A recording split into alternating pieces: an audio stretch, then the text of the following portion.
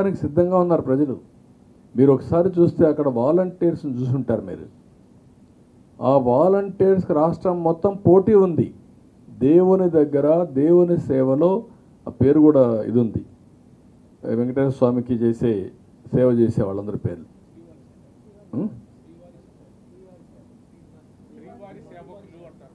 శ్రీవారి సేవకులు. ఆ కార్యక్రమంలో వాళ్ళు ఎంత ఇన్వాల్వ్ అయి పనిచేస్తున్నారంటే ఒక భక్తిభావం, ఒక డివోషన్, డెడికేషన్, అలాంటి వాళ్ళు చాలామంది ఉన్నారు.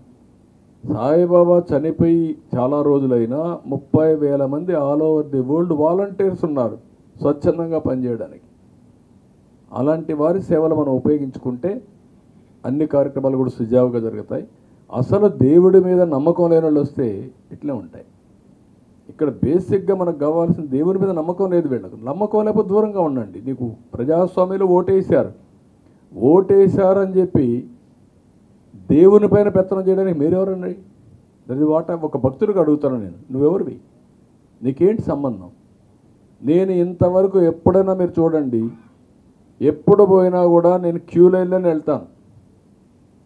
మాజీ ముఖ్యమంత్రిగా డైరెక్ట్గా పోయే అవకాశం ఉంది, వెళ్ళను. నాకు అదొక భక్తి, దేవుని మీద ఒక నమ్మకం, విశ్వాసం. అందుకే చెప్పాను, నేను ఏ పని చేసినా ఆయన ఒకసారి తలుచుకొని చేస్తాను. ఓకే, నేను మనిషిని, కానీ ఆయన తలుచుకుంటే నాకు ఒక ధైర్యం. ఆయన మాట కింద నేను చేసినట్టు అవుతుంది. చాలామంది అమలు చేస్తూ ఉంటాం, దాని తప్పులేదు. ఒక్కొక్కరు నమ్మకాలు బట్టి ముందుకెళ్తారు. బట్ మత సామరస్యాన్ని కాపాడుతాం. మత సామరస్యాన్ని కాపాడుతామంటే మనం ఏమి విశ్వాసమే లేదని కాదు. That is where I'm saying.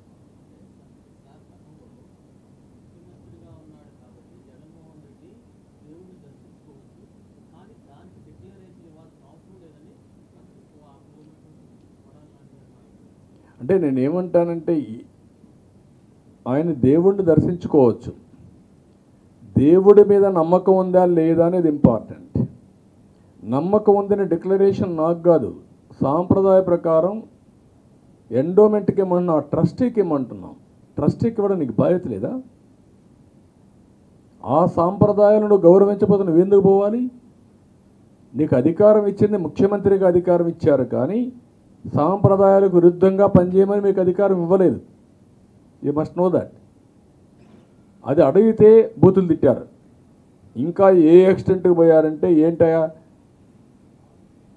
హనుమాన్కి చేయి నరికేస్తే ఏమైంది? బొమ్మే కదా. బొమ్మ అండి హనుమాన్, వెంకటేశ్వర బొమ్మ అండి. రాములు వారి తల తీసేస్తే ఏముంది? ఇంకొక విగ్రహం పెట్టుకోవచ్చు కదా. ఎందుకు వీళ్ళంతా వారు చేస్తున్నారంటే మీకు అంతా ఇదండి. ఏ టెంపుల్ అయినా మనోభావాలు లేవండి.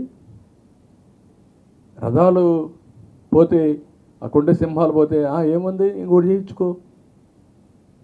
ఆ రథం కాలిపోతే ఏమైంది? కాలిపోయింది, తేనెటీగలు వచ్చాయి. అంటే అంత రెక్లెస్ సమాధానాలు. ఈ పోర్ట్లో అగ్ని ప్రమాదం జరిగితే జరిగింది, ఏం జరగదా? ఇవి నిర్లక్ష్యంగా ప్రవర్తించిన తీరు ఈరోజు సెంటిమెంట్స్ని దెబ్బతీసే పరిస్థితి వచ్చింది. సెంటిమెంట్సే కాదు, అందరి మనోభావాలు బాగా దెబ్బతినే పరిస్థితికి వచ్చింది. That is where we are today. అందుకే నేను ఈ బాధపడుతూ చెప్తున్నా, ప్రతి ఒక్కరూ కూడా మనం భగవంతుడిని క్షమాపణ కోరాల్సిన అవసరం ఉంది. మనమందరం ఉండి భగవంతుడికి అపచారం జరగకుండా కాపాడలేకపోయామనేది, మనందరం నివారించలేకపోయామనేది క్షమాపణ కోరుకోవాల్సిన అవసరం ఉంది. ఇంకా భగవంతుడే చూసుకుంటాడు, అది వేరే విషయం. కానీ మనందరి బాధ్యత, ప్రతి ఒక్కరూ ఎవరైనా సరే ఆయన పైన నమ్మకం ఉండే ప్రతి ఒక్క వ్యక్తి క్షమాపణ కోరుకోవాల్సిన. ఇంకా ఇలాంటి వాళ్ళు ఉండి ఎదురుదాడి చేసే